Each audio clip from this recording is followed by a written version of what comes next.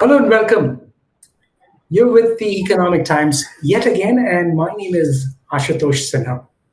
Today, it is time to talk about the IT industry and also include the BPM or the Business Process Management sector, as it is called by the industry body, NASCOM. If there was one sector that has thrived through the pandemic months, and we often refer to that, and beyond as well, it has been the IT and BPM sectors. That is why we're talking about the changing workplace, and that is why it's so important. Welcome to the Economic Times Leadership Dialogues on Workplace Transformation presented by Google Workspace. So let me first explain why this is so critical for the businesses of tomorrow. The industry is a critical cog in the wheel for Fortune 500 companies. It represents the global collaboration that happens. So with a revenue in excess of $180 billion and over 3 million people working for the industry, it just gives you a scale at which the collaboration is happening on a global scale. And that is why, as we move to the next level of growth, post-pandemic growth, if I may say so, the industry is so important to enhance the collaboration and see how we can do things better from what they were. So the industry, incidentally, is also working with some of the biggest companies around the world, the Fortune 500 companies, to drive digital transformation of companies. So another reason, well, just one more reason why it is so important in the context of things today. So there's a whole lot more that is happening in the industry, and let me now introduce you to the experts who are joining to talk about that. Venu Nair, Chief Operating Officer at RMSI, Ram Singampalli, Chief Operating Officer, Hexaware Technologies, Chaitali Mukherjee, Partner and Leader, People and Organization, PwC India, Suhrid Brahma, he's Chief Technology Officer at WNS, and Ragana Beara, APAC Head of Customer Engineering at Google Workspace. Thank you so much, ladies and gentlemen, for joining us and talking about something, taking out the time and talking about something that is so critical for businesses. So before I move ahead, let me first request Chaitali Mukherjee, Partner and Leader, People and Organization at PwC, to set the context for the changes that are happening and give us a sense of that big picture. Chaitali. Thank you, Ashutosh. A very warm welcome to all our listeners here, and thank you so much to the panel. I think this is a very interesting space to be in today. No more place. Place is replaced by space. So we all are operating in spaces. A few years back, the space would have been something very different to think about. What I intend to share, because we have a very august panel, very quickly would like to share a bit of a data, that we got to see when we did a research along with NHRDN, barely, I think, a few months back. And the data is quite fascinating, if you ask me. What this data does is it not only tells us where we are going as an organization or as a space of organization, it also gives us a little bit of an understanding about the various cuts. But before I get there, I just want to confirm you are able to see the slides properly. Yeah. Okay. So super. So very quickly, this is a study that we actually did in partnership with the National HRD Network and HRDN. And the focus was, if this is the new world in which we are going to operate, what does this basically mean? What does reimagining future of work mean? And what would it mean to set excellence in this new ecosystem? And we actually interviewed 250, almost 250 CEOs, CXOs, and leader participants, and covered 150 organizations. Interestingly, this data is only about India, and I think that's a very important one. What COVID and the post-COVID era, rather should I say, taught us is we are going to live in a globally local world, which basically means we'll be very well connected to understand what's happening globally, but it's going to be super critical for us to understand what's happening locally. The process was very simple. We spoke to multiple leaders. There was a lot of thought leadership that got covered, and we garnered a lot of perspectives. It covered 5 core sectors. The ITes sector that we are talking about is our technology, media, and communication sector. And you can see there was a big chunk of leaders who were representing that sector. And then, of course, there were other sectors. And as you can see, there were leaders cutting across the cross section. Let's see what the leaders were saying. Now, very importantly, when we were asking them about where is the world going, 59% of the participants who actually went through this research said that the operating model and the organization structure is going to see a massive shift in the coming times. And as you can see, when we go a little deeper to see how are industry sectors responding to this, right from retail and consumer to a health industries, to a financial services, to a tech, media and communication, which is IT, ITes or a BPM sector, 70% and above said the operating model shift is going to be real. Now, how to look at this? Tech sector has always been ahead in terms of where they are, in terms of their operating model and agility of the operating model.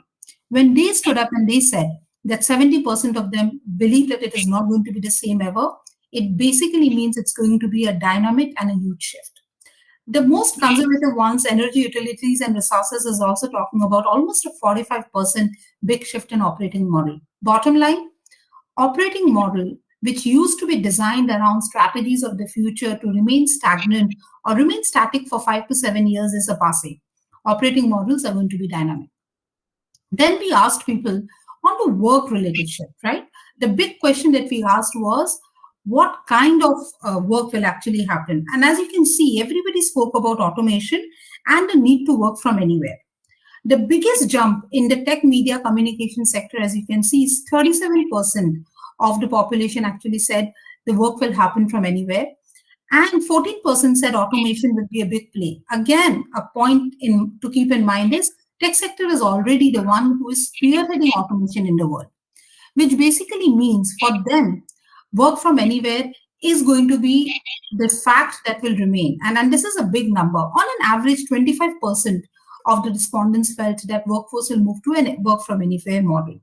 And the moment you think of this kind of a workforce model, the challenges of data security, the challenges or the need to actually work on a common platform becomes pretty important.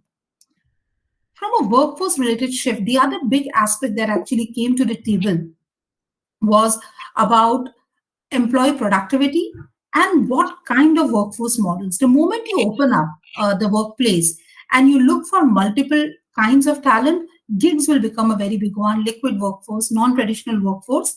How prepared are organizations for something like this was also a very important conversation. But this is a build, buy, borrow, all simultaneously coexisting has become an important part of what the future is going to be or is already for us.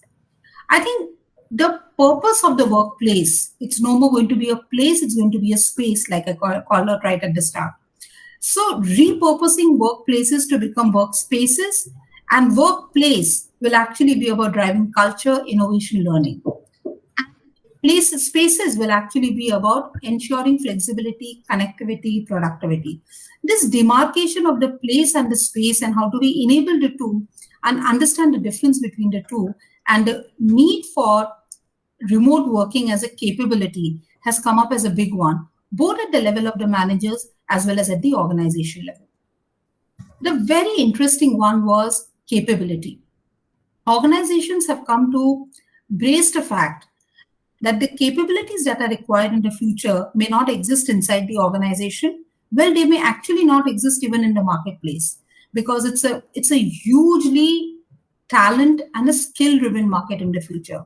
And hence organizations are very clear. 60% of them said building new capabilities is going to be the single most important piece that they will look at for bridging the gap.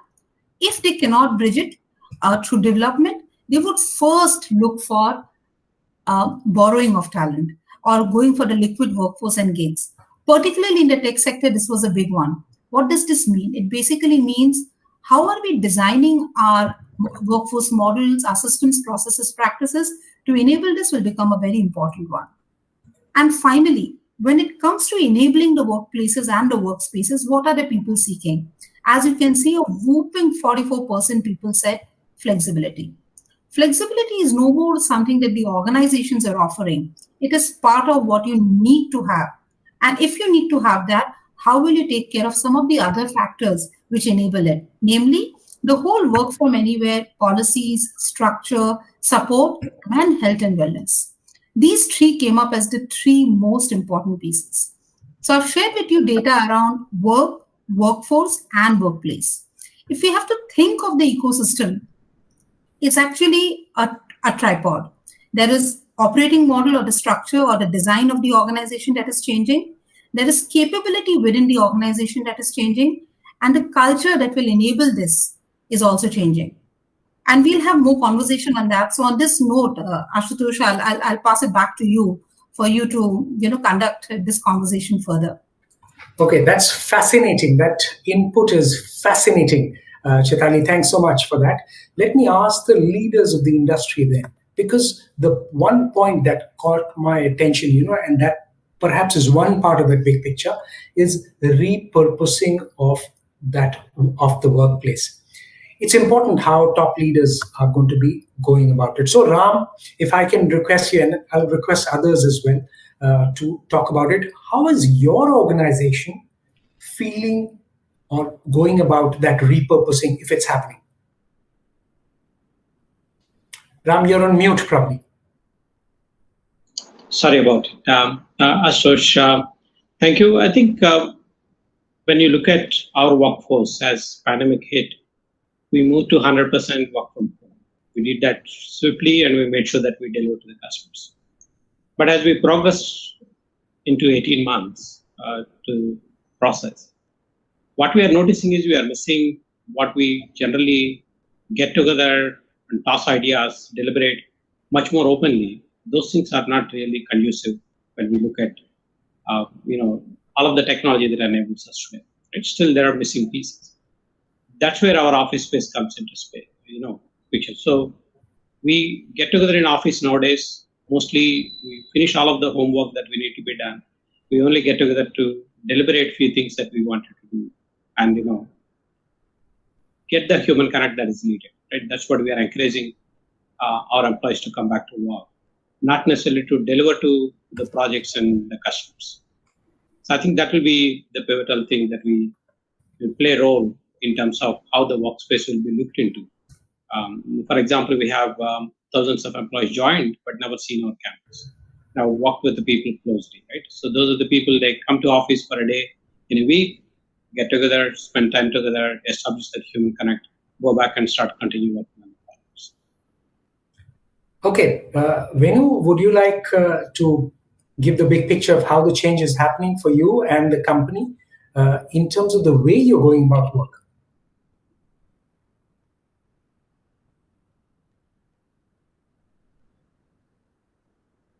Sure. So just to add to what Ram said, right? I mean, even we went through the whole shift from being mostly on-premise to a completely remote setup, and I think all of us surprised ourselves with how quickly that transition was kind of achieved, right? And as things progressed, and you notice the limitations, especially in terms of acculturation, how do new employees build a sense of identity and connect with the company if they're not actually physically interacting, if they're not in a space. So much of culture comes through almost an unconscious osmosis process, right? By just being in the environments. So when we started looking at getting back to work, and as with all surveys, our surveys indicated the same, that a majority of the people would like a kind of a hybrid model where they work 2 to 3 days out of the office and the rest of the time from home. The initial thing was to look at saying that, oh, this is wonderful. We'll have the best of both worlds. You have flexibility. At the same time, you have the connect. But then when you start looking at the complexities of scheduling and, what does a hybrid model really mean, you start realizing that it's actually a lot more difficult than a full remote system in many operational, sense of the word. So when you start looking at people back in office, our offices were designed for a fundamentally different purpose than what they will be for the future. Like many other IT setups, we had an open office. Everyone from chairman downwards sits in an open cubicle. And most of the closed spaces are essentially team rooms and so on. But you now need to look at if you have 7 people in the room and you have 2 people remote, how do you make sure, and that this composition is not going to be constant, right? So next week, it could be a different set out of the 9 people which are remote and so on. How do you ensure that the set of tools and infrastructure that you have makes everyone's participation productive? And I don't think the solutions are completely there yet. And as with what I suspect many of the others, we are also kind of feeling our way through this. But we have this very conscious sense that the workplace design has to be fundamentally relooked at. Okay, so I suspect there will be that physical space will have to give way. I'd like to believe some bit of tech element to that because of the way things are moving. So, Rid, in terms of WNS, how is it shaping up? And again, there's an added issue also that you're a listed company in the overseas market. So some of those challenges that come in as well. Can you explain the challenges that you're facing and how it has been addressed? Sure, Ashutosh. As you said rightly, it's probably more like a journey for us. And if you have to choose 2 words, what you said at the beginning, from survive to thrive. And as Chaitali mentioned, from workplace to workspace. So for us also, it's been like, usually a BPM was completely work from office to work from home to hybrid. So each stage there have been different challenges. But what we have done, of course, almost every company have done in terms of the remote enabling. So I don't want to get into it in terms of, enabling with computers and connectivity, but leaving that aside, the 3 key pillars that we focused on as WNS were, one, are not necessarily in the same order, all 3 are absolutely critical.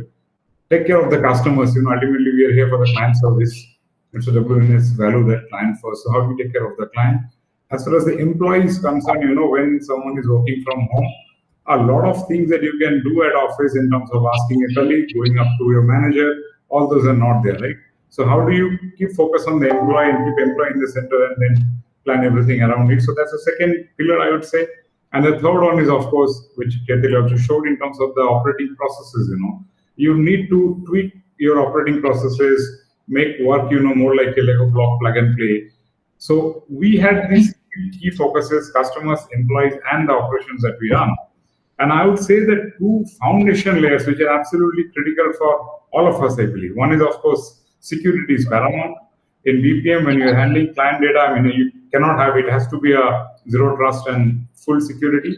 And the other and most important point is, in terms of not the same employee that you talked about as a pillar, but, the employee well-being. COVID, of course, have been a big challenge, but what it also led to is a lot of, I would say, employee health and well-being and also mental well-being, right? Because when you go and work from home, there's a lot of challenges, and especially, with a large workforce in India as well as other geographies. Also, you imagine a situation where, both, your spouse are working from home, the kids are doing their school, limited space. So a lot of challenges. I don't want to elaborate on that, but one of the key pillars for us was to make sure that we bring in the right amount of assistance for the employees, whenever they want it. So Ashutosh, that has been our focus: customers, employees, and operating processes, with the foundation layer of security in terms of data security and also the employee well-being. And then, of course, it has been a journey that I cannot say steady state.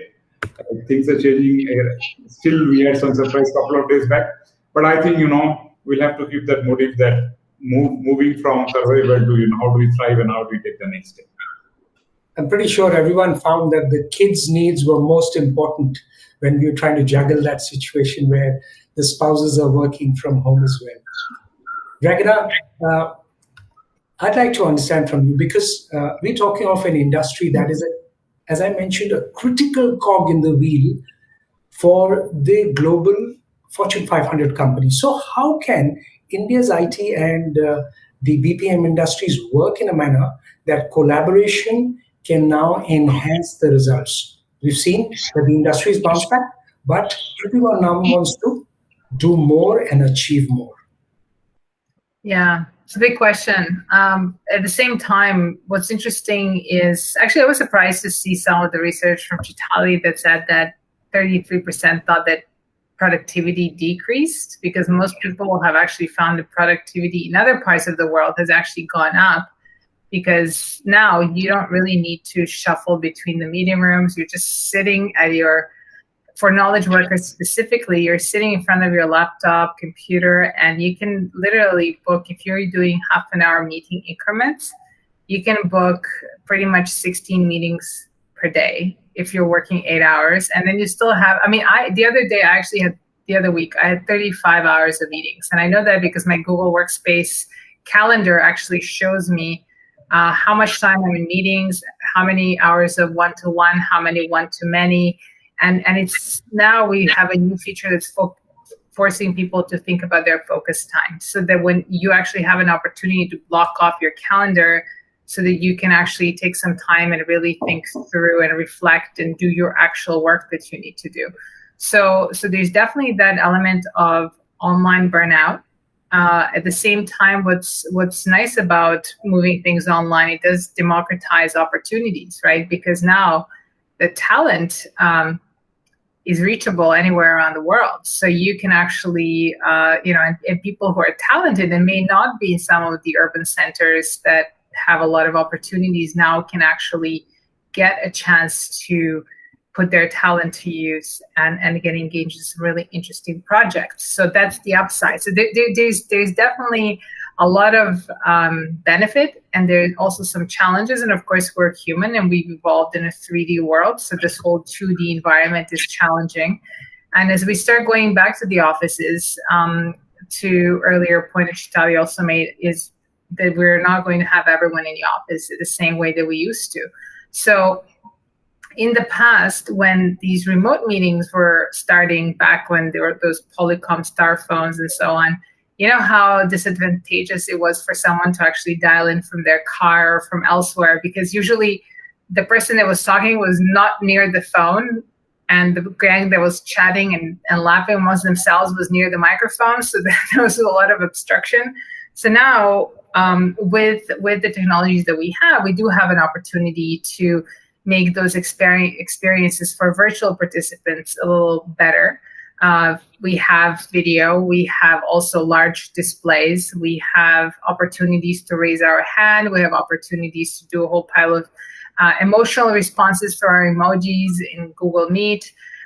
So to a certain extent, that gap can be bridged, but even more so, we're investing in research to even bring in this 3D image that's on the other side versus a 2D image, so that there's more of that lifelike experience. We also offer a chance for people to whiteboard through Jamboard online. So there are many, many ways that you can actually now start thinking of that collaboration and teamwork outside, again, of the location, but more within that space that bridges physical and digital and provides more equity for the employee experience. Because again, this experience is real key to somebody adopting a specific way of working, whether that's a tool, whether that's them insisting on being in the office because they just find it so difficult to collaborate virtually.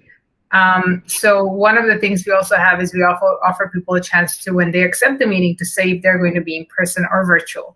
So that way, if you are looking at a very important meeting and you notice that everyone is going to be present, then you're going to make an effort to be present. If most people will be virtual, then it's not a problem. So that's how technology is trying. That's what we're trying to do to really kind of create more equity between different participants and give everyone a chance to really, get the biggest return on their time investment in that collaborative activity.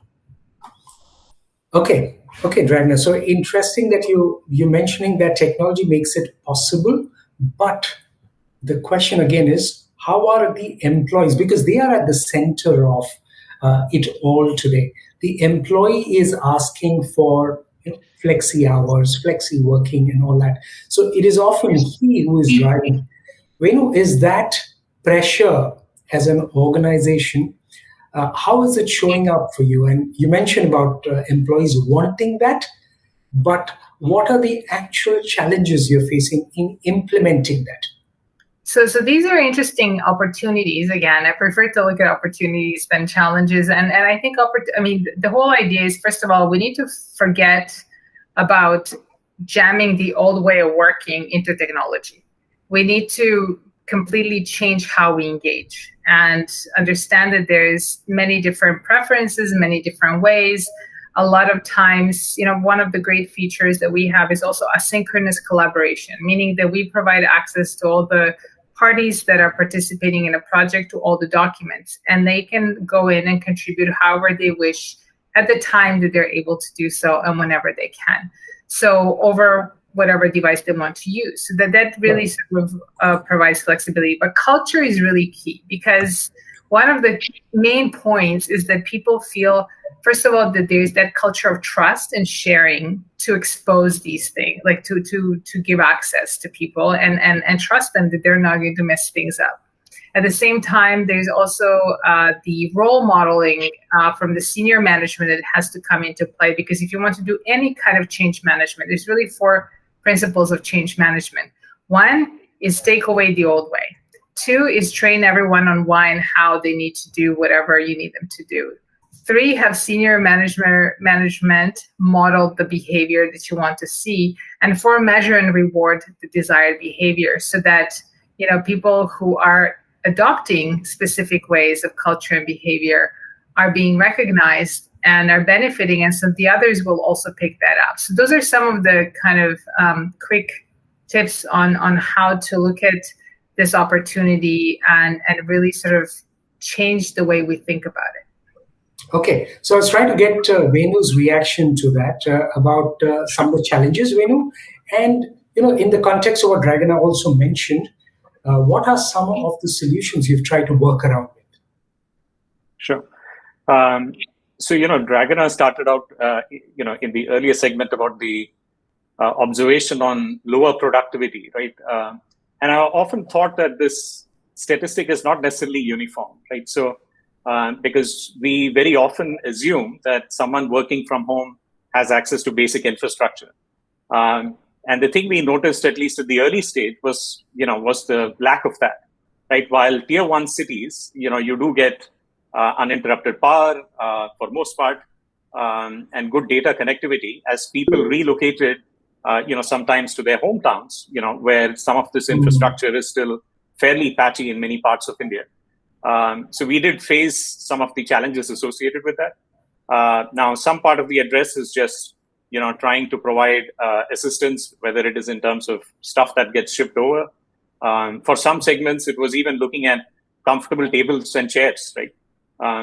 People who are in very early stages of their career, sharing, living spaces, with friends and so on. So they lack stuff like that.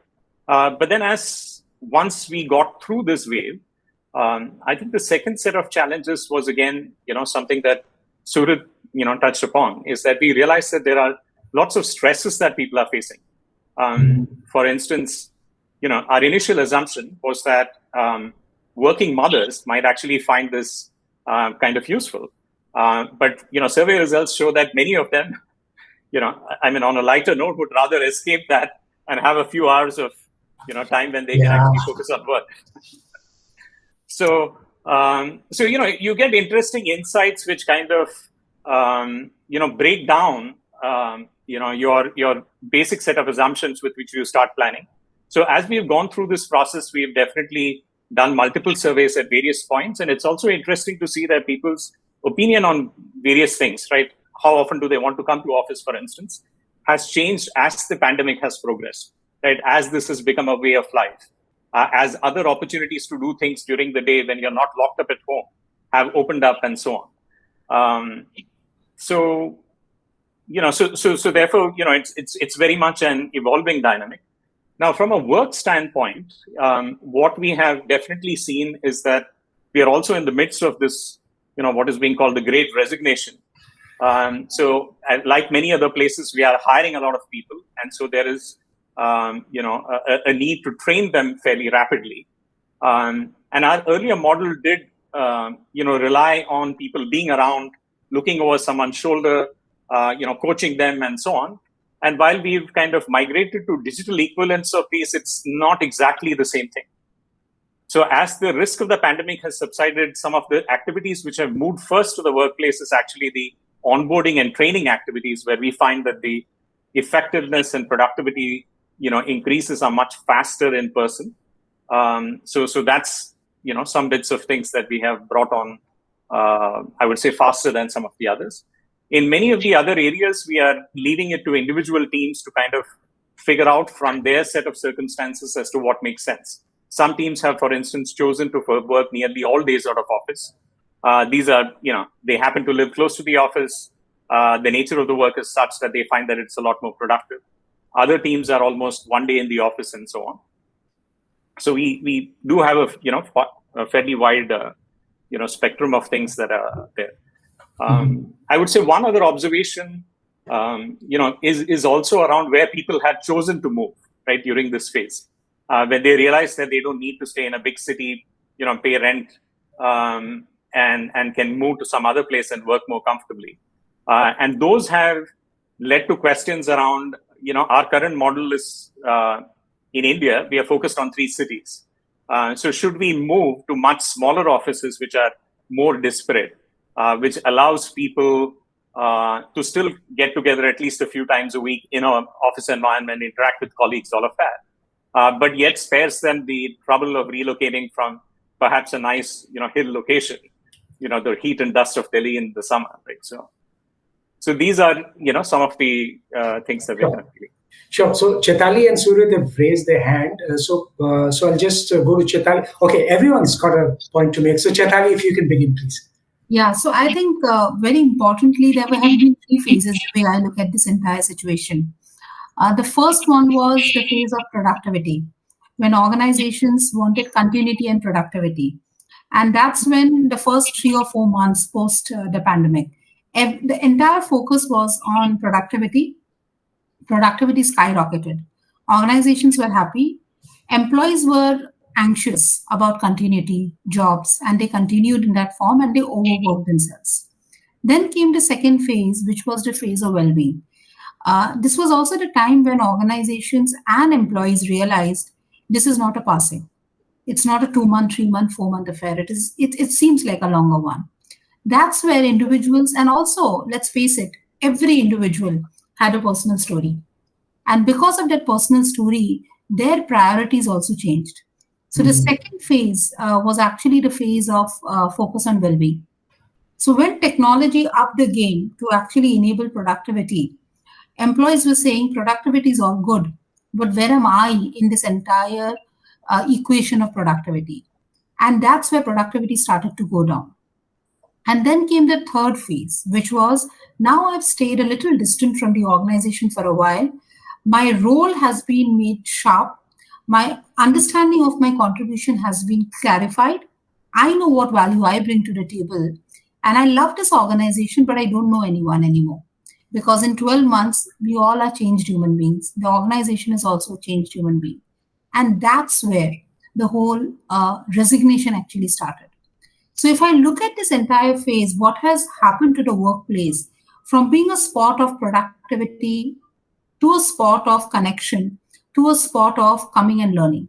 And I think the biggest challenge today, organizations, everybody's in the same boat, is around how do you get the person to experience my organization, how it is different. And to the point that you made, Venu, bang on. Today, organizations are saying, how do I get the person to be onboarded here? Because the onboarding has literally come to a halt. We are all small windows on a big screen. This was necessary, but it has not been sufficient. Assuming necessity has been taken care of, the sufficiency of connection is what is actually now taking over, which will define the new workspaces. So Ashu, I think that was a very important journey. If necessity wasn't taken care of, we all would be in the productivity gambit. If the Googles and the likes wouldn't have done what they have done, we wouldn't have survived. Now that we have learned how to survive and deliver, the connection has actually taken up the whole mind space. So very interesting. You've mentioned the word experience there because brands are trying to drive that experience economy. Companies want to make the employee experience again. That word comes in. So sorry, before I talk any further, I think you've raised the hand, and then I'll go to Ram. Sorry, you're on mute. Yeah. Thanks, Ashutosh. No, so I think Venu and Chaitali covered part of it, and absolutely, since the original theme was, what challenges are we encountering and how we are really getting over it. So just wanted to make two quick points. One, and again, it's a journey, nobody can say, okay, we have resolved all the challenges and we are good to go in a steady state. Probably, there will be no steady state. It will be like a continuous journey.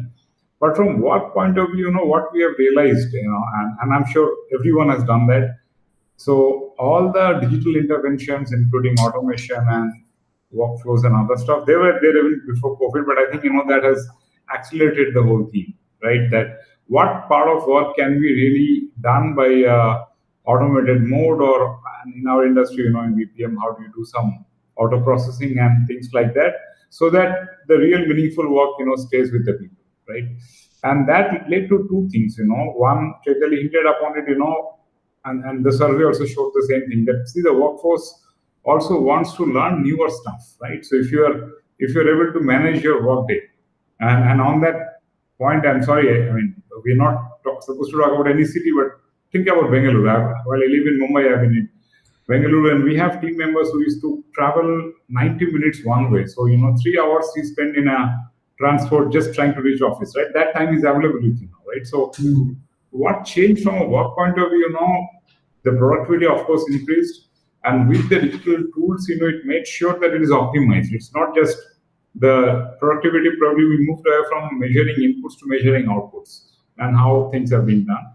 In terms of employee, what happened was, I'm sure all of you relate to a term called floor pulse, right? That's a very common term in the IT BPM industry. You go into a floor, you get a floor pulse, right? So when there is no floor, how do you get the floor pulse?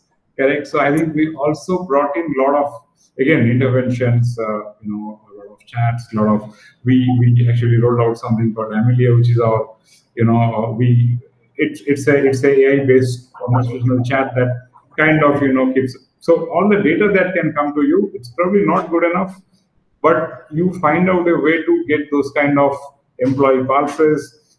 We encourage people to do, while there are group meetings, but as much as you connect at each level, one-on-one, because nothing can substitute that.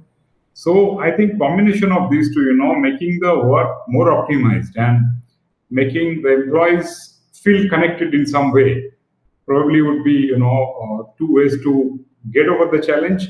With that, I must say, and I think Ram mentioned this before, see, no matter what you do, it's just a simple birthday celebration. And I actually made a lighter comment that, you can't have a virtual cake, right? There's nothing that can substitute actually having a cake in a party. Here you can show a very nice cake, but you're not having it, right? There's nothing like having a coffee with the colleagues. So those are the things, which we miss. And as things have resumed, what we have done, and as a leadership team, different locations we have started visiting over the last couple of months, mostly across locations, whoever is based on whichever country, and trying to make sure that, people start coming back. The work will go on, but, the basic connect that's there between, each of us should really be the founding layer, and that can actually help us go to the next level. So just wanted to add those 2 points, Ashok. So Ram, you wanted to come in, and again, from Surit, what caught my attention, work will go on, but that basic connectivity, that human touch. Yes. How have you been addressing that? I think the way to look at it is making sure that we communicate our priorities very clear to the employees. For example, when we started pandemic, we said employee safety is the utmost priority. That means if customer doesn't give permission to work from home, we forego the business. That's a bold statement to make, and stand up in front of the employees and say, this is how we are going to do it. Therefore, you go home. If the customer allows you to work from home, we'll continue to work from home and we deliver. If not, we'll take care of it, right? So that's the fundamental thing. But flip it and then fast forward a little bit. You are supporting a customer who is doing a clinical trial for a vaccine. Mm-hmm. What would be our response to it, right? We got to do as a citizens whatever is needed to support that customer, but it's no longer about revenue and other portions, because this is a responsibility that we need to carry on. That means if we have to get people to office, and then we need to do a few things differently, then we need to find ways to do it. And then employees understand the priority, right? The The one side, the one day the priority happened to be the employee health, and the other side supporting customer in a critical situation. So we kind of did a good job in terms of communicating to our employees and why we make certain decisions in certain way, so that we have a clear trust from our employees, right? That's a fundamental for creating that connect, right? People, when we make the decision, they understand very clearly. The other portion is we would do everything that's virtually that is needed, but listening from the leaders on a regular basis is very important. So we created what we call as a Lantern series, which every Thursday, one of the leaders go in, all the employees are free to join. Fortunately, technology allows to do it. It's not about what our leaders are speaking to the employees, but answering their questions. And sometimes we actually brought in the doctors, we brought in various other support people to speak about what the employees wanted to hear about. And that's something that we probably in normal days we wouldn't have done it, given the pandemic situation, everybody working from home like that. I think the other thing that I would say is probably a lot of simple things that leaders do to create that connect very important. For example, in the office, if somebody really wants to see me, they would get hold of me in a cafeteria or someplace. There is always that open, opportunities for the people to interact with each other. And once we are working from home, it's gone. So how do we facilitate? For example, I said very openly that anybody sees a 15-minute slot in my calendar, they're free to block it and come in. So there are no boundaries. And I make sure that the calendar is always clean. So if somebody blocks it, I would go ahead and take care of it. If I were to prepare for something, I'll use my time later in the evening. But I'm open. So I encouraged all my team members to do the same. That means our organization is open to listen to anybody, anytime. We're no longer missing our opportunities that you would have had when we were opening the campus. So those are the things that we have done. And obviously we have done lots of fun things, getting a DJ virtually, the various events virtually. But, whatever we can do within available, constraints, we've done it. But at the end of the day, I think, having employee experience the organization through all these channels, plus the physical campuses, is very important. So the word experience comes back yet again. Experience is what everyone's talking about. So Dragana, from you, I'd like to understand. So how can the delivery experience for Fortune 500 companies, a lot of who depend upon one or more Indian companies for offshoring work, for a variety of work, how can that experience be enhanced so that the Indian companies can make a business and the experience of the global Fortune 500 companies is better than before? You're on mute, Dragana. Thank you. So there are many ways, but probably one of the more logical ones is that people are working in the same realm, and they're giving a common platform to collaborate and communicate through. They're given common platform to use their editors, and they're given common culture as well to a certain extent, because obviously you need specific patterns of behaviors to make the most out of what you have. So having those types of solutions is important. Also having perhaps that asynchronous collaboration capability within your platform where people can access the documents they need to work on at the time that suits them. If you have that work around the sun concept where perhaps somebody in North America does something with specific files and then can hand it over to somebody in India, and then they can hand it over to somebody in Australia, and kind of goes that way. That is really a very effective way of working, right? But for that, there have to be specific behaviors in place to get the most out of it, of course, so that everyone understands the terms of engagement, everybody understands how to best use those tools, and so that they can contribute in the best possible way. If you look at it from the platform point of view, that's definitely one of the ways. Okay. Also try and get to the other issues. Some of the issues that we're talking about. Well, we spoke about repurposing of the workplace. Now the people challenges we referred to. Now the hybrid workplace, and again, I'd like Sured, Ram, and Venu to come in on that. Typically, if we were to look at some of the largest Indian companies, the Infosys, the TCS, the Wipros, broadly the thumb rule would be about a little under 50% is their employee cost. Now, that is the part where this is a people-driven industry. How are you making that experience? How are you thinking of making that experience different? Okay, Ram, I'll just come to you maybe first for that question. And second, also, how are you ensuring that the listening for these people, and these are very large workforces, we're talking of well in over 100,000 people for some of these large companies. So how are the companies trying to listen to that experience of their employees in current times? Ram, if you can go first.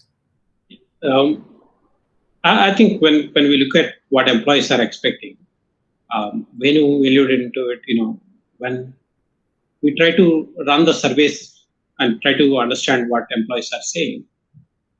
And what we try to find out is that each individual has their own special needs, right? For lack of better, in terms of flexibility, in terms of everything that we speak about it. And it's very, very difficult to formulate policies and create an operating model that works for you. So I went through several teams and several thousands of small teams that we ran the workshops, we ran the surveys, and I think the lesson that I learned personally is that there is no way we can figure out and create one operating model that works for the whole organization. And especially in my preview, it's about 20,000 plus employees, and there is no one model that would work for across the geographies, across the age groups, across the person needs. So there is not going to be one model that would work. I think that the trick is how do we enable each of the group to make things work for themselves. For example, somebody working on a project, there are 10 people, let's say they have individual needs. And if you leave it to them to figure out what works for the best, they will figure out. Obviously, you need to put some guardrails around it. And as an organization, my job is to figure out those guardrails and then lay it down and let teams figure it out. But if you try to operate in the old model where we lay down what the operating model is very rigidly and try to dictate those terms with all the employees who not coming to office, they haven't seen our offices anytime, that is not going to work out for us, right? So my recommendation to everybody is try figure out what the guardrail should be and let teams figure out what they need to do. Okay, Venu, you'd like to go at that? The most important part, how are you determining their future for the employees? You mentioned 5,000 people who work for you. So how are you determining their road ahead for them?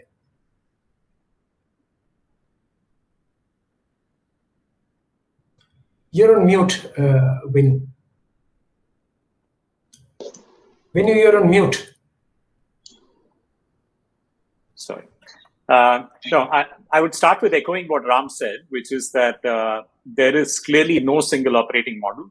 In our case, we have very distinct lines of work as well, right? We have a consulting business, which is very high interaction intensive. We have some work which is extremely data oriented, where in theory somebody could do, sitting alone and so on, right? So and everything else in between. So it's really been trying to figure out how do we make that work. And as someone, I think it was Ragnar who mentioned that, we've all been there where you're the only person dialing into a conference call. Everyone else has forgotten that you exist in the meeting. Now, that was an exception, but today you have, meetings where week on week that situation is changing. And so I think eventually this will get, solved by technology. So we are definitely experimenting with whatever is available, trying to find more effective ways of having a meeting. And part of it is technology, but part of it is also meeting discipline, right? So for instance, I've been a great votary that there are good meetings and bad meetings, and, there are ways to run these. And so we've had training sessions for, our managers of teams on how do you run a good meeting, right? How do you make sure that you make your, that the, time is used most beneficially. And I think, you see, an added challenge to this is that while all of us are looking towards technology and the big tech companies to come up with, solutions, including Google, the challenge is that as you got people to adopt a certain platform, right? So they've learned how to use the basics. but the platform is not staying constant, right? Every 3 months they are improving. And people think that, okay, I know how to use X or Y, right? So getting people to understand that, look, it's not a one-time exercise. It's not like you picked up a spreadsheet, you know how to do your basics, and you survived with that skill for 15 years. Here you have to, the organization has to be constantly watchful of what capabilities are enabled. You need to kind of, test it out, see if it works, and then continuously educate people so that at least we are staying, apace. While the problem is not solved, at least you're kind of reducing the extent of this hybrid work model. And I'm amazed at how, at least personally for me, in the early start, as you started looking at, potentially the end of the pandemic, you looked at saying, okay, it'll be a hybrid model and it'll be the best of both worlds, and everything will be, hunky dory.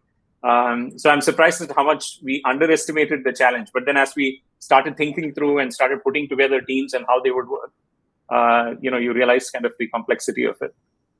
Okay. Surit, your take on that in terms of how the organization is being enabled to make sure the expectation of the workers is met. And then I'll go to Chaitali and talk a little bit about what the workers expect as well. Oh, sure, Ashok. And I think, as we said, there's no single solution for this, but what has really worked well for us, and again, we have about 50,000 people across 16 countries, right? So there cannot be one single model that you can replicate across all regions. Essentially, while it cannot be a broadcast and solve everything, what we have really found useful is, while there are some themes driven centrally or for a particular country, the ideal solution have come out from the teams. So ultimately, if you break down this 50,000 people, ultimately it boils down to one unit, which is a particular team or for a process or a sub-process that's driving a particular client outcome. And I think what we call as experience, which is what probably you're taking away as the most common theme. What is the experience? And it's not just the company itself, but the people you work with, the bonding that you have. That's one. And also how it has helped us in terms of, culturally, because when you talk about client first, right, while taking care of the employees, and I think Ram mentioned about the critical processes, we run healthcare processes where, someone has submitted a hospital bill that has to be paid, right? It has to be done. It can't, wait for too long. Or insurance claim, right? It has to be processed. So we made sure that depending on the nature of the process, of course, using all the technology that we have available at our disposal, combining that and with, talk about the top-down and bottoms-up, we made sure that we have a view on each of those smallest units, if I may call it that way, and what's most optimal for that particular team. We always, went for that kind of a model instead of, trying to have something broad-based. Of course, that's there as a theme also, but I think it's both top-down and bottoms-up, and then together finding out what's the most optimal way of driving this kind of employee experiences and employee outcomes. Sure. So let's now go across to Chaitali and try and understand, Chaitali, from you, what are the employees expecting and how is that changing from the study that you carried out? If you can refer to that and give us a sense of that. So Ashutosh, quite interestingly, like I mentioned, there have been 3 phases and there have been multiple pulse surveys that organizations have done to read the mind of the employee as to what do they want and what are they seeking. So 2 or 3 important takeaways. Employees themselves do not know what they want. Let's start off with that. Their expectation and ask has been revolving because it has been revolving around their circumstances at that point in time. Number 1. Number 2, for an organization which has 15, 20, 30,000 people, there are 30,000 asks. Each one of them is asking what they want because they are being driven by their purpose and not necessarily what the organization can solve for. So I call this whole era the era of workplace of the people, not workplace for the people. Now, what that does for us is it basically means everybody as organization designers, whether it's CEOs, CXOs, business leaders, we are used to designing workplaces or workspaces that employees can then use. Employees want to design it themselves. What we hence need perhaps are multiple pieces or blocks that they can pick and choose. I remember almost 15, 18 years back when I was in one of the tech companies, TCS. They were struggling with designing the compensation that would make everybody happy. The fact is, no compensation makes anybody happy. Similarly, today, no workplace design is going to make everybody happy. So they came up with the concept of bouquet of services.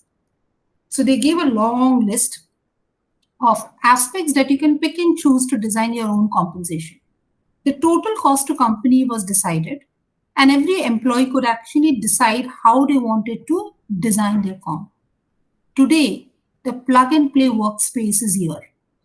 So if it is workplace of the people and not for the people, we will have to think of that bouquet of services because employee himself or herself is wanting to make that change happen on a daily basis. And I think that is the transition we are seeing at our own level with our company, be it across the 138 network countries or even in India as well as across the globe. And also our clients are actually going through the same journey. The challenge though, I do want to call out the degree of control that we feel in workspace becoming a plug and play requires tremendous capacity and capability building at the back end at the level of leaders and organization. All things being equal, if technology becomes the leveler, that capability and capacity yet is an open issue. If we don't solve for that, how do we make workplace and workspace a plug and play is going to be an interesting one. Okay, so there are hands again go up. So, Sured, if you can go first. Sure, Ashutosh, I just wanted to react to your 2 points that Chaitanya brought up and very relevant in 2 different contexts altogether. One is, when you talk about the plug and play to her last point and how effectively does it work, it sounds exciting, but it's really not that easy because especially when you're dealing with the client data, so not just connectivity, but a VPN, zero trust. So ultimately, if you have think about a pipe, if you have so much of bandwidth, it kind of gets reduced and, it really makes it difficult. With that, and again, there is no one size that fits all. So our endeavor has been to optimize for each type of process, depending on what industry and what kind of technology at our disposal. And it was all around that. The other point, which I think, none of us mentioned so far, but it's probably so obvious, in terms of the employee policies and procedures, and I'm sure colleagues here and everybody would have done that, is, not just talking about the employee benefits, but with COVID, of course, the additional leave policies, if somebody actually takes ill, making the insurance process kind of seamless. So I would say, and again, I must share this as a company and WNS, what we did, we have offices across, so of course, wave 2, the NCR was impacted very badly. So whatever we could do, as call it a large family, in terms of somebody needing something, we actually set up a central help desk to see, how we can get some, and I'm sure everybody did that in terms of oxygen or, oxygen beds and whatever. And then, of course, after that, the vaccination camps in the offices and all that. So I think, and I'm sure everybody has done this, but this is probably a given that you can expect, when we talk about employee-friendly policies and procedures. But the fact that we as the enterprises could do all this for the employees, there have been a lot of, I won't call it gratitude, but a lot of, positive vibes coming in. And if you say, that what's really, WNS for you, what's the face of the company for you, that actually turned out to be the face of the company. That, how the company helped as a larger family when someone is in trouble. And I think nothing can really substitute that. Okay. Dragana, you want to make a point as well? Well, I thought that was a really great point. Number one, that actually, and there's an observation that companies are now increasingly becoming actually very involved with people's private situations and lives, more so than ever in the past. But I also wanted to kind of contrast the companies I work for. So Google has invested a lot of money into real estate and office perks to a point where it's become quite well known in the world for its unique culture, office culture, and wanting to give people a chance to literally spend 24 hours if they want at the office, where everything is offered and provided. And then I also, prior to joining Google, I was at Dell Technologies. a company that actually experimented with flexible work, or not experimented, but evolved on that journey for over 10 years before COVID hit. So when COVID hit, Dell had about 60% of their employees able to work remotely if they wanted to. And over the journey, Dell had designed some policies and specific agreements that manager can put in place. But by the time I got there, honestly, it was very easygoing. I mean, my manager and I didn't really discuss it much. It was basically just do whatever you need to do to give me the best output, and you know, let me know if you have any issues with anything along the way. So that was really empowering and quite nice. And then they actually, once the COVID hit and they realized that all of these other roles that they thought weren't doable from home, all of a sudden they were like, wait, they are. All these people went home. Like they ended up with that 90% of the workforce working remotely, because of course they have manufacturing, so they had to accommodate for manufacturing facilities. And so after COVID, they actually they re-engineered their Connected Workplace program, and they basically said whoever wants to work remotely can. And we're really minimizing the amount of procedures and policies and all this stuff, because we're just making it really simple. And we have the KPIs we expect people to deliver. As long as they can do that, as long as they feel supported, as long as all that stuff is in place, go for it. Google was a little less, I think, well, obviously Google started on the remote journey when COVID hit. So Google really did spend a little bit of time contemplating how to move forward, and also arrived at a similar conclusion that flexibility is something that people do appreciate and want, but also there's a recognition that being in the office, and those are some really amazing offices, is also quite very good for employees, casual interactions, team building, having those sort of in passing conversations and ideas. But at the same time, to put in place a whole pile of and this was all based on the earlier point that Chatalis was making, was around asking people what they want. So they did actually send extensive surveys. They wanted to find out what people wanted, and ultimately we can actually from next year be able to work 1 month in another location altogether if we want in a year. We can come and go. The expectation is 2 to 3 days in the office, preferably. But there's also people who can go fully remote if it makes sense for them and their manager. So ultimately, I think all of these points that were made here are valid, and there's no one size fits all.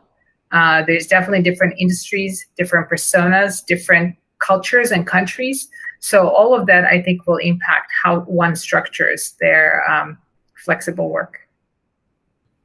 So Ram, the question, the talk is now shifting towards culture. In a situation like this where remote working is what the employee is asking, what happens of the company culture? How do you build that for the future? I think the company culture, we spoke about earlier, experience of the employee. Right? I think the core elements of whatever organization chooses to cultivate as a culture. For example, we want organization to be very open and communication to go up and down very quickly. That's one of the elements of culture. Let's take that as an example. How do we cultivate that when people are remote? I gave an example of how I keep my calendar accessible to all of the employees, right? So there are no boundaries. And if everybody does that, then everybody who joins us would understand that it's open and I can communicate, I can reach out to anybody, I can block anybody's calendar. Obviously, there will be some boundaries, but largely, right? So we could use the technology that allows everybody to see this technology, calendars. That's one part of it.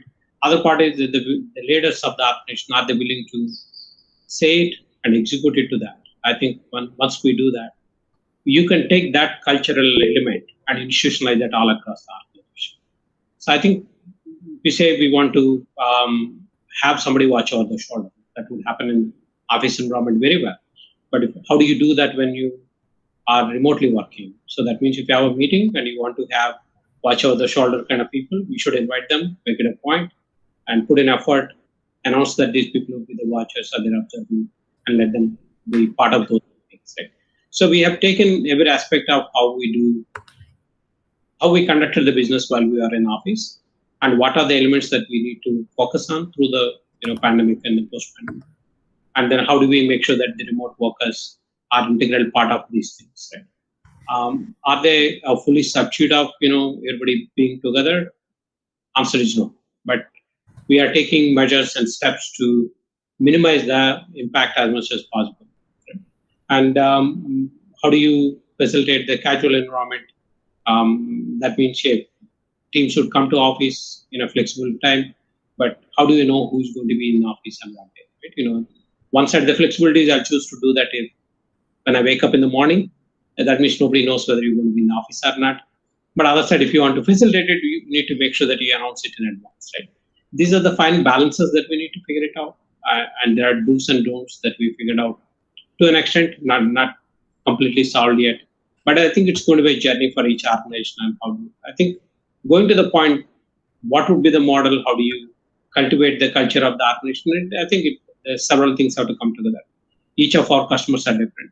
That means people working on those customer projects, they need to behave differently. That means the customer requirements in terms of culture and how you respond to them. Where do you work? Because the customer says there is no way you can take this work out of office. That means that team cannot be working from office, and there will be difference. Right? So the customers play a big role in this, and the regulations. Right? Yes, we are working on anywhere employee, but a GDPR regulation says that you can't take this out of that region. You are bound by that. I think there are constraints that would come from the regulation, and obviously the employee preferences and employee choices. So an intersection of what customers would like to do, what regulations would tell us what to do or what not to do, and the employees what they would like to do. I think as a management, our job is to figure out a good intersection of all these three and make sure that whatever we want to focus as a cultural elements, find ways to incorporate them in what we do on an everyday basis. Right? A culture is not something that we can build overnight, but let us have to stay at it, and they need to be the role models to do. Okay, so what Ram is referring to, Venu, is you've raised a hand, and I'll just add this bit to it. He's spoken about a little bit of the external part of it, customers, regulation. These are all external to the company. Internally, how do you make that change so that things can be ready for the future, the organization, and the culture part of it that we're talking, and of course your point as well. You're on mute, I think, Venu, again. Please. So, RMSI as a company, we've always kind of prided, ourselves for the culture that we have created. It's something that has served us well. And as everyone talked about, one of the first challenges was how do you, acculturate people who come in and who have no ability to observe behavior, draw inferences, and have that. So one of the things that we've done is that realize the importance of more conversation around it, right? It's not a tech solution, it's very non-tech. We've hosted a series we have 7 core values. So we've encouraged our leaders to host conversations, which are essentially facilitated conversation on a core value. We obviously have our HR training that everyone goes through and, definitions and all of that. But this is much more about in the context of work, right? To challenge the values, to say that, do you think it really makes sense? But, why should we really focus on it? Why should this be important? Are there any contrarian views and so on? So almost a little bit of a Socratic, dialogue in the context of real life situations that we face on projects. Because we see that there is not enough opportunity for people to otherwise observe and learn, which would naturally happen if you are operating in a workplace. And then you correlate it with, what the company has been talking about, right? So I think that's one important aspect. We realized that, if we focused on the values and we focused on the fact that people understood, deeply as to what those really mean at the workplace, then we would be addressing at least a significant part of, what is important to us. So I think that's one specific thing which I would say has reasonably worked well for us. Okay, so Rit, from your point of view, you referred to it briefly as well. So how has remote and this flexible style of working impacted the organization, and how you balancing it from the productivity and the safety perspective, safety of the employees perspective.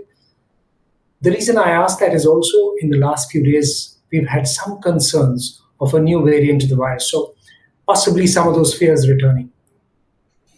Okay, so Ashutosh, I'll come to it, and again, but I just want to reflect on the point on the culture, and then I'll probably address this point. But so, and we heard Venu and Ram both about culture, So, and we believe, culture is not something that you can prescribe. It has to be felt, right? And we also have our own circle of values, which are not just displayed in the hallways and boardrooms. Everyone, starting from our CEO, Keshav, we live by those values, right? And moments like these, when you have this kind of things which nobody could even anticipate, it's a black swan event. That's when those values really, come to life, and that's when you really realize, what it really means. One challenge, Ashutosh, that we talked about is, when people who were already in, they knew the company, they knew the culture, right?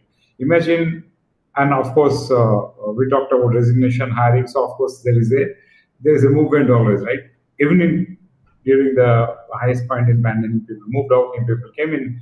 So the whole idea is, how do you assimilate that as a single workforce and not have bits and pieces of, someone is there, like, I was in one town hall where the junior most guy was like 3 days in the company, and the most senior guy was 17 years in the company, right? So that's the disparity. How do you really bring it all together? And I think that's the point I wanted to mention about culture, that how do you get it all together?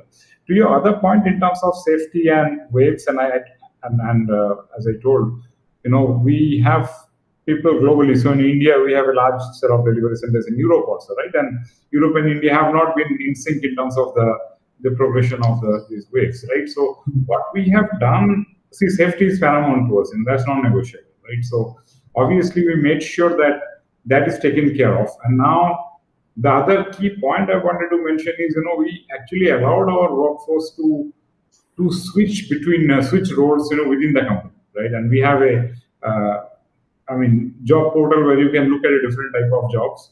And when we talk about the employee roles, there are quite a few roles which are, I would say, more real time than the other ones. Some you can do in a flexible manner, but something like a customer experience, right? When you are either talking or online with the customer, you can't do that offline, right? So we gave people the choice of how you can adjust to the type of work that suits you most, and I think that flexibility has been well appreciated. Also, I must say that the customers have been also understanding. We all talk about, and Ashutosh, you explained nicely about what is external, what is internal to us. But the external factors actually influence the internal behaviors, right? I'm really glad that most of our customers have been understanding. So all those, usual course of time. Of course, we need to still maintain the SLAs. I can see Ram and Venu would be smiling, when you talk about SLAs. Yes, we need to absolutely maintain that. But I think what really helped us is the relationship that we have built with the customers over the years. Most of our clients are very long-standing in nature. It's not that we are, nature of our industry in BPM. It's all long-term contracts. It's not a 6 months project that we usually do. So that relationship that we have built or invested over the years really helped us in terms of figuring out, and them also agreeing to things like work from home. How you do that? There's always some residual risk. How we'll address that? We must say that those external events, most of the cases, of course, this is again not one size fits all. Some industries like a banking or insurance would be more regulated than other ones. But we actually ensured that we leverage the relationship, find out what's the best mode, and going back to your original question in terms of employees and how we ensure safety is something absolutely non-negotiable, all the help possible, and then encouraging people to look at a change of role or change of time zone. We all talked about flexible work, right? We moved from, do we really measure that are you working for so many hours, or you're completing the work that is assigned to you in a day or in a defined period of time? So all these themes have been underlying, as we addressed, and as we moved on, as I said, it's a journey. We can never say that, we are done with the hybrid model, it's all cast in stone. No, it's a journey, and we'll continue to do the journey. Okay, so Chaitali, since you mentioned this is a time when the employee is driving how the workplace of tomorrow is shaped, what should companies be wary of, and how should they prepare for tomorrow when it's uncertain as of now, but tomorrow, how should the workplace look like? And I'm talking obviously in this, we're talking of the IT and BPM sector. Yeah. So I think for IT and ITes or any professional services sector for that matter, including consulting firms, you exist around your talent. Your talent is your reason of existence. And when you exist around your talent, and that's your only most important asset, that asset has to have stickiness with you. One of the biggest challenges that we all are facing in these days is, so the last year, if you pick up any tech company, any ITes company, they've only overachieved their numbers. And on the back of the overachievement of numbers, they are growing even more this year as an expectation. But the rules of the game have changed. Because now the talent on the back of whom we are expected to grow has had a certain change in his or her mind. So for organizations, it could mean 2 or 3 things, Ashutosh, and I want to call out. This is my own personal view, not PwC's view first and foremost. Organizations literally will have to think of getting the house in order first. And what do I mean by this? Like all of us may have gone through this entire perspective of taking a step back to actually take a step ahead. The value proposition that each one of us as organizations had to offer may have actually changed. Because people used to join ITes companies for a variety of reasons. International assignments, specific, opportunity to work in a certain place, in a certain kind of assignment, certain project, almost treating themselves as talent marketplace. That has got hugely restricted now because of variety of reasons. Our clients have been supportive because clients are also going through the same space. Yet, employees are actually seeking very different things. And hence, I think the first and foremost ask I would think organizations may need to have is, and this is also that time of the year when organizations are creating the 2, 3, 5-year strategy. The strategy will have to start not around business opportunity or what the client is seeking, but the strategy will have to start around people. Do I have the talent bank? What am I doing to actually cater to the talent bank?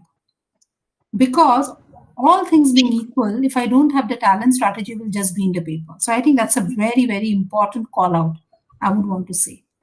The second one, and I loved what both Suhred and Venu spoke about, right? The values. Organizations which have had the culture and values, and all the 3 companies here in question, be it Hexaware, be it, all the 3, have very solid values that everybody's aware in the marketplace.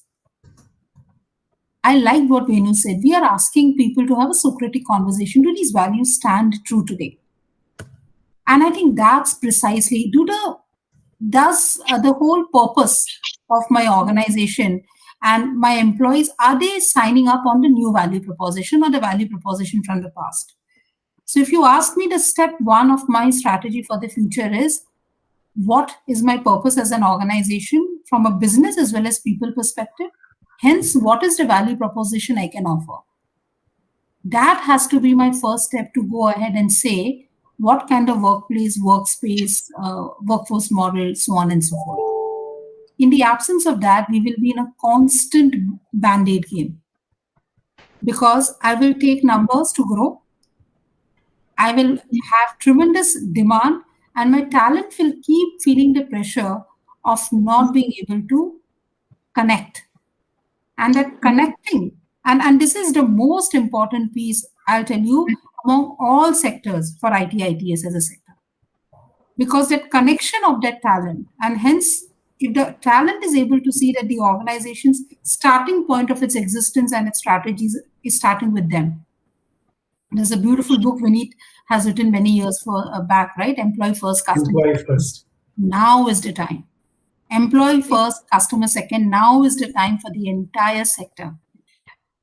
We read it, we think about it, but do we put it in our strategy is the question. So Ashutosh, to me, culture, capability, everything, employee first. Are we thinking about that is going to be a moot point?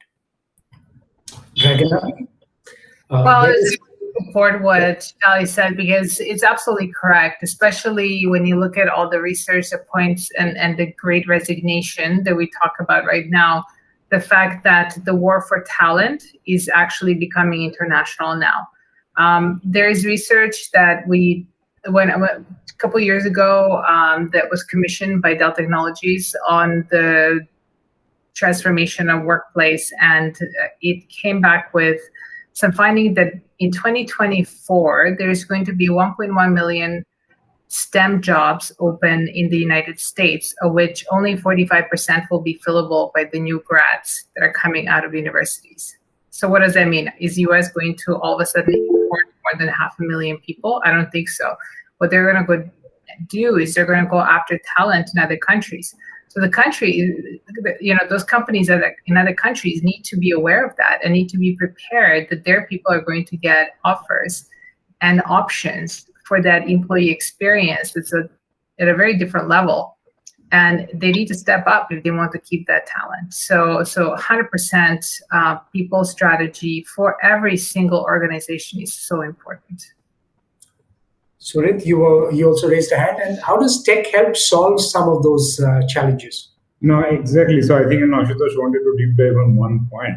So while we say employee first, we keep employee and customer in the center always, without talking about first or second. But I think, there are newer models coming in. We talk about great resignation.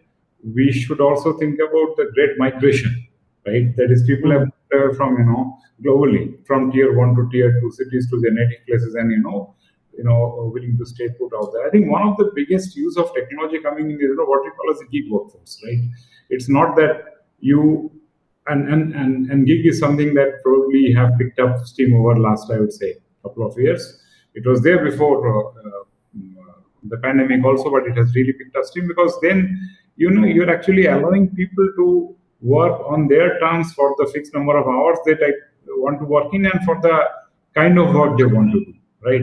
So my prediction, and again, my personal view, and of course, this will vary across companies, is that the gig workforce, or what we call as part-time workforce, and work from anywhere, Of course, there are challenges when I talk about our company. We need to make sure that, when you are not on a company device, security becomes paramount, right? So all those things, we'll figure out as technologists. But as a trend, Ashutosh, I see that while, the hybrid workforce model with the work from office and work from home will stay, but there will be a substantial portion that would be a gig workforce who would really choose what they want to do, when they want to do, and how they want to do, right? And that probably, they can do from wherever they are. It doesn't really matter, which city you're operating in. So that's something which, of course, will follow the trend as industry. And of course, as Chaitanya talked about, how we adapt to those strategy, or how you make your strategy work for the new models. We'll, of course, stay tuned and do whatever we need to do. Ram, you wanted to come in, sure. I think this is a dichotomy. What Chaitanya mentioned is, for example, our own journey. During the pandemic, we said we need to relook at our purpose and values. So we basically went out and said our purpose is creating smiles through great people and technology. So that's the posture that you would see. So that's a simple purpose. We said nothing more. You create a smile to your customer, to your colleagues, to your family, or whoever you come across. So that's a simple purpose. And that's what we started talking about. That means each interaction needs to be pleasant, each needs to be purposeful, so on. So we went through all of that journey. Now you take that what Surit mentioned, it is about gig economy, people come and go. And the whole purpose of the organization, values, the building culture, building talent is a long-term journey. That's one model that existed. And now you have a other force that's saying, I don't care about the values, I don't care about what your purpose, but I know that I need to come and work for certain hours and take money and then work. So this is a completely a different model. Right? So organizations like us need to make a choice between which way you want to be, or how do you be in the middle, and how do you operate in a hybrid model. If you have a project with 5 people come in gig model, they get paid differently, their benefits will be different, but I have a people that who have been long-term with the organization, how do you do? They see these things differently, right? How do you manage that part is kind of a challenge that all of us have, ahead of us. I think the most important thing is I don't think either of the model would be there for the organizations 100%, and each organization would operate somewhere in between. It would be 80% gig workers versus 90%, full-time employees. Is something that each organization would choose to do. I think our ability to operate somewhere in between is something that Chaitali mentioned. What is the capacity that you build for the organization? So organization capacity to operate somewhere in between a model extremely that you build the talent, you build the culture, versus I borrow when I need it, and what is that right balance for the organization that somebody has to work. Okay, Chaitali, if you can make your point brief, please. Yeah, very, sure. very small point. I think the only point that I want to make here is employee value proposition will have to be not just for your full-time employees, and that's the real shift. When we are talking employee first, customer second, your employee is your employee plus your gigs plus the prospective employees. So the organization's ability to think of its value proposition as a talent magnet, because the gigs, I will be dependent on gigs to deliver. But the gig has to choose to work for me because he's only working for 35 hours in a week, and he has or she has the option of working with anyone. So the value proposition, when we talk of organization being the talent magnet, has to take into consideration not just full-time employees, but your part-time employees and your gigs. And that's the big shift, because that makes us all think very differently. We'll have to think differently, including processes, policies. But first, the mindset. Who is my employee? And I think that was, Ashutosh, I think it's a very important one. Yeah. Okay. Venu, any last points? Are you ready for the change that is happening right now? Well, we are in the midst of the change, whether we are ready or not, right? So, but just a closing remark, if you will, from me on Chaitali's point. I think this whole thing of revisiting the employee value proposition, right? So, what do you hold for people is an extremely important question, and it's not like we have figured it out. But one of our essential construct has been, our vision and values. Is a key part of the proposition. Obviously, progression, learning, all of the other things, is table stakes, I would say, to some degree. And I think this whole journey through the pandemic, both in terms of how we have reacted to our customers and their needs, as well as how we have reacted to situations within the company or how it affected people. Surat talked about Delhi and what happened in it. I live in NCR. I went through a fair amount of it personally myself. So that entire crisis, in some sense, is a true test of someone's values, right? I mean, otherwise you can have all the posters and coffee mugs. But I think how we have behaved as a company, and I hope this is how people see it, has been a demonstration of what these values, really mean to us. And we think that this is at least a significant part of the glue, which will make people stick longer, whether it is full time or whether it is gig workers. And I completely agree that there is no differential requirement. Even gig workers want to have a choice, right? And how do they make that choice, and where do they commit to for a period of time? Is fundamentally influenced by the same factors around employee value propositions. Okay. I'd like to, come to you, Dragana, for some closing remarks. But just to mention, since Chaitali mentioned about that book in particular is by Venu Nair. He was the former vice chairman of HCL Technologies, one of India's largest companies. Employees first, customers second. That's what the book is all about. And he does mention quite a few examples. So that's why that book is being referred to here. Ragnar, so closing comments from you, please. I just So need there to was the book. Yeah, I there mean, was the you book. know what? That concept is not new.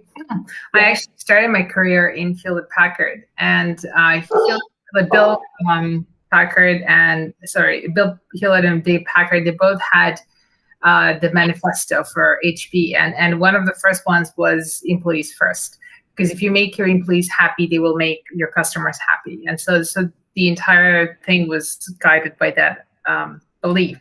But I'm lucky to actually be also in another company that is doing a very, very similar thing. It has a very similar mindset. So at Google, we definitely look at our employees as our biggest asset. We invest a lot in every single way in our talent.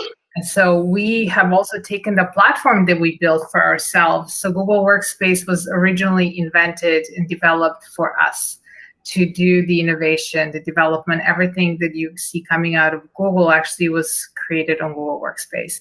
We have evolved it over the last few years, especially in the last 2 years, and we rebranded it to Google Workspace from G Suite to meet the demands of the future of work, both for knowledge workers and frontline workers, because we recognize that there are quite a few differences in how these two populations engage with their work and each other and back office. And so we believe that if people can communicate and collaborate and securely share all this content that they work on, because security is one of the huge pillars of Google Workspace, we think that they will be able to transcend this whole physical virtual divide and really also through Google Workspace deliver some of our culture of transparency, trust, and innovation to other organizations so that they can be as successful as we are. And thank you all very much for taking the time to talk to us tonight. We really heard so many great insights, and I appreciate all of your words and hope to stay in touch. Okay, thank you so much, everyone, ladies and gentlemen, for being with us as we spoke across sectors for the changing workplace and workplace transformation. It's been a pleasure bringing you this series, and thank you indeed for being with us. Thank you. Thank you. Thank you.